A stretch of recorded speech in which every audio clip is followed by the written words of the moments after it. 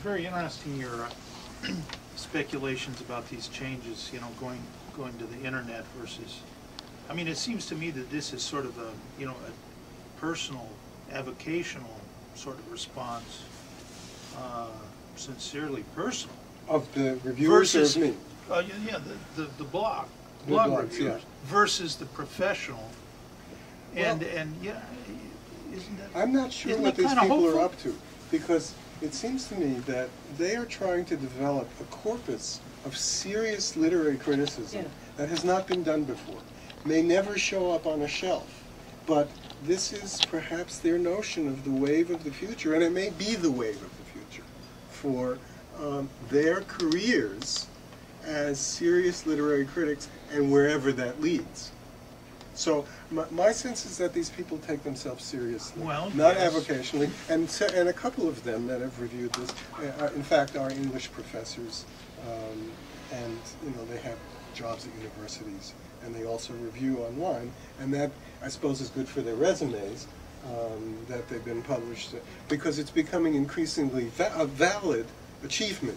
Yeah, to, where I'm it's going very is difficult as to how to count blogs when we think about academic appointments. And actually, my position right now is that it shouldn't count at all. And the reason is that people sometimes do express themselves very personally. They use language that's not appropriate to the academic exchange, and they might be intemperate, they might be insulting, and then if somebody brings that up at the appointments meeting and says, so-and-so, he seems to be a great colleague and what he's published is very good, but look at this blog where he uses the word idiot or something. I just don't think that's appropriate, and I think we should just not look at that stuff. But that's not where I'm going.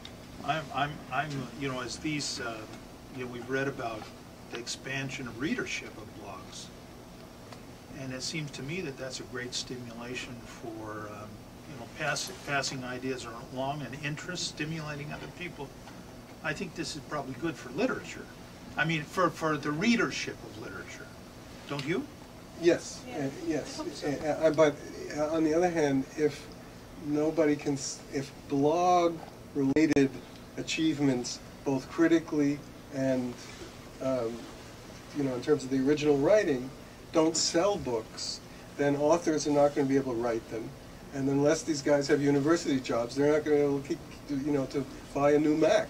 Well, and what I fear is that people look to these things when they're already very seriously interested in serious fiction. And so what the New York Times used to do for people is bring across their way things they never would have thought about before.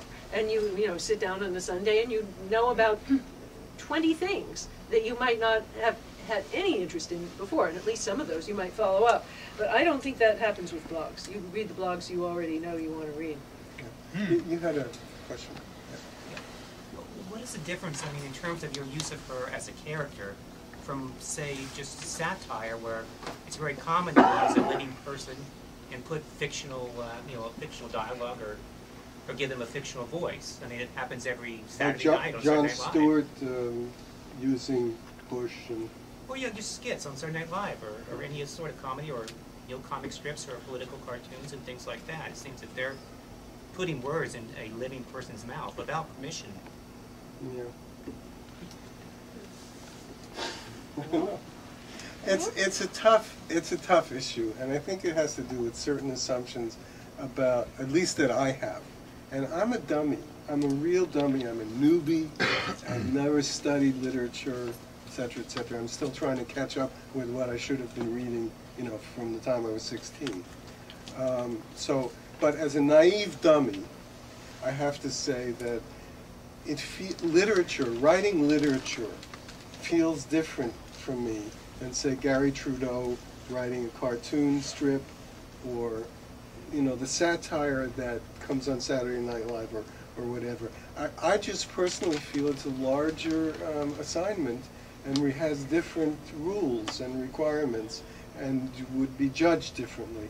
And I have no reason to be able to say that to you other than that's my dumb feeling. Satire is not without consequences either. When Aristophanes satirized Cleon in one of his first plays, he ended up with legal charges. So, you know, ever since that was invented, it's been tough. But I think that as time goes on, the genre sanitizes it. And so it's just like if you go to a roast, you know that you and everyone else are going to be satirized. So too, the very genre of political satire makes it seem okay, whereas here, we don't know what the genre is, really. I mean, it's serious, and it's taking the ideas seriously, and yet it's wildly comic, and so I think it's part of your creative voice as a writer that you confuse the reader, and you don't, the reader doesn't know exactly where to find you, and that's what makes it. And I guess I'm still confused myself. I mean, I'm a good reader for me. I'm the kind of reader I would like to have, which is that I follow up on things. If I don't understand something, I look it up, etc., etc. And that's a lot of stuff in the book is like that. So I'm my perfect reader, and I have my perfect reader's confusions about my perfect reader's genre. So that's maybe the answer. Anything else? Martha has a plane to catch. I'm sorry, it wasn't. We talked about various dates, and this was not my ideal date because I've got to go to a philosophy meeting in Chicago tomorrow morning. So. But no coffees with strangers. No. So if I'm happy to sign some books if you want to. If you quickly grab her, there's a whole shelf of Martha's books. And I'll even give you a pen for that. Here, look, the latest drug from my doctor. You know. Better take it. The pen, anyway. So, you know, it's time, right? Sure. Gonna give us the hook? Okay. The voluntary hook. Thank you very much for coming. Thank you very much. It was great to see you. And do read this wonderful novel, really a great book. Great. Yeah. Oh, it's great to see you, yeah. And really, I enjoyed the reading. I think that you read it with such gusto this time, too. I think you were more into your own. That would be bad. Oh, sure. Which one? Well, it was direct.